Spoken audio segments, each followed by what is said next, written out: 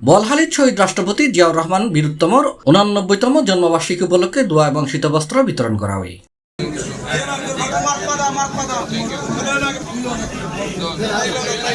জানুয়ারির 19 তারিখ রবিবার উপজেলার একান কমিটি সেন্টারত উপজেলা ও পৌরসভা বিএনপি ও সহযোগী এবং অঙ্গ সংগঠনের উদ্যোগে উপজেলা বিএনপির আহ্বায়ক হাজী সাক চৌধুরীর সভাপতিত্বে অনুষ্ঠিত সভাত প্রধান অতিথি আছিল চট্টগ্রাম দক্ষিণ জেলা বিএনপির সাবেক আহ্বায়ক আলহাজ মোহাম্মদ আবু সুফিয়ান। প্রধান বক্তা আছিল উপজেলা বিএনপির সদস্য সচিব হামিদুল হক মান্নান চেয়ারম্যান। জন্ম না হলে বাংলাদেশের স্বাধীনতার ইতিহাস কি হতো সেটা আমরা চিন্তা করব।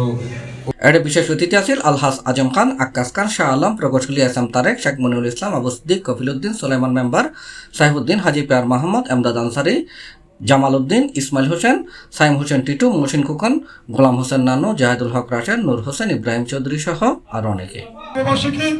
আমরা জানেন বিগত 17 বছর আমরা ঠিক এইভাবে কোনো জায়গায় শহীদ প্রেসিডেন্ট জিয়াউর জন্মবার্ষিকী পালন করার সুযোগ আমাদের ছিল না। না হলে হয়তো বাংলাদেশের স্বাধীনতার ঘোষক আমরা পাইতাম না। সেই হিসাবে আজকে ওনার 79তম জন্ম তারিখ হিসেবে আমরা আজকে বাংলাদেশ জাতীয়তাবাদী দলের পক্ষ থেকে বলখালী উপজেলা বিএনপির পক্ষ থেকে আমরা আবু সুফিয়ান ভাইয়ের নেতৃত্বে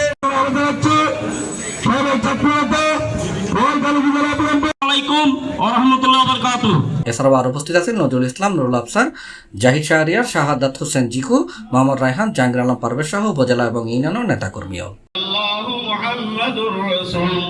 C+ TV, চট্টগ্রাম।